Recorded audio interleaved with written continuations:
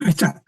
Muchas gracias, Emperatriz. Y gracias por la invitación y felicitaciones a Axi y a Alberto por haber organizado tan oportuno conversatorio, oportuno y muy importante, como hemos visto en las tres presentaciones anteriores. Yo voy a ser muy breve porque, como decía Emperatriz, lo importante es oír de todos los participantes sus inquietudes, sus opiniones, sus consejos y sus preguntas. El monkeypox no es cuestión de que si el brote o la epidemia llegará a Venezuela, que ya llegó, sino cuál será su intensidad. Confieso mi frustración. Por varias semanas he tratado de movilizar colegas y organizaciones y con mucha frecuencia la respuesta es ¿por qué tanto interés si solamente hay un caso? Bueno, ya hay 3. Entonces mi pregunta es ¿cuántos hay que tenemos que tener para empezar a responder a la epidemia? ¿50, 100? ¿Cuántos? El problema es que la salud pública no es para combatir epidemias. La salud pública es para prevenir epidemias, ya que el tener que combatir una epidemia representaría una falla de salud pública. Entonces, el objetivo es cortar la cadena de transmisión del virus lo más rápido posible y así prevenir dolor, enfermedad y muerte y abortar la epidemia.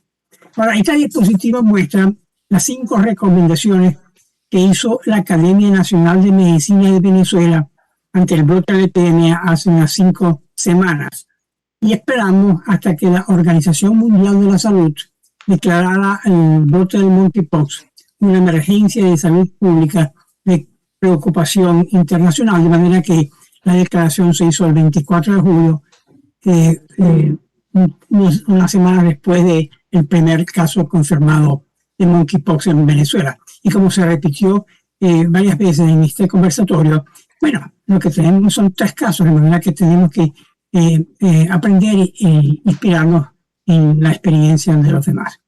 La primera recomendación fue declarar una alarma sanitaria en Venezuela que permita movilizar recursos y emprender las acciones necesarias en colaboración con la sociedad civil y con estricto apego al respeto de los derechos humanos. Y esta recomendación resuena con lo que Edgar nos ha contado muy elocuentemente hace unos minutos. La segunda recomendación es asegurar la transparencia en el manejo de información con el debido respeto a la privacidad.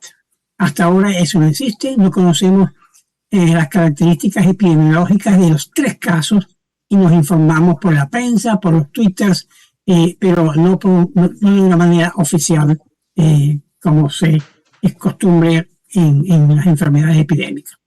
La tercera es reforzar la capacidad para el diagnóstico molecular y el monitoreo genético del virus. No es suficiente que haya un lugar, un centro de diagnóstico molecular en Caracas.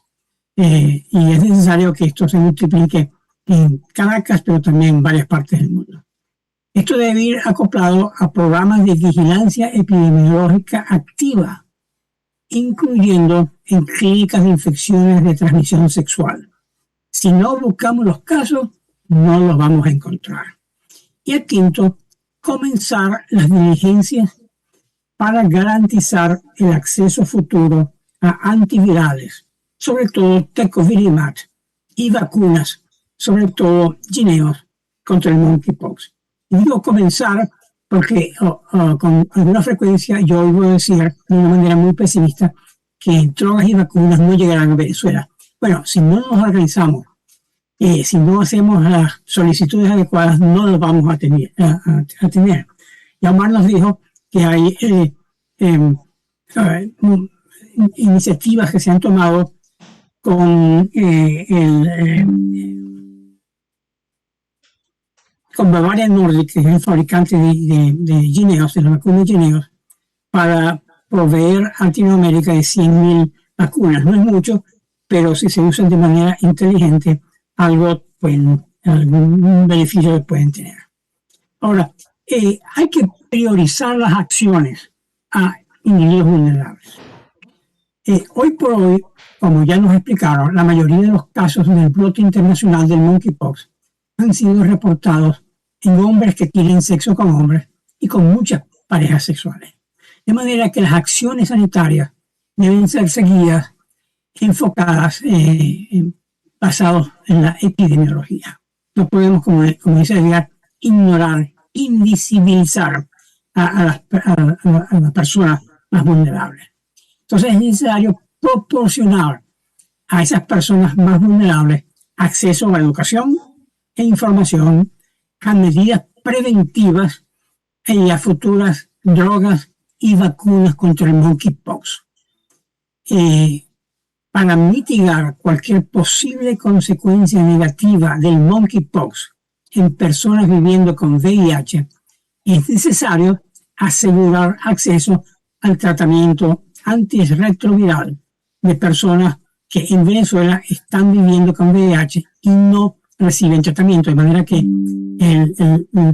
la amenaza del monkeypox debe ser un incentivo más para optimizar el tratamiento antirretroviral de estas personas.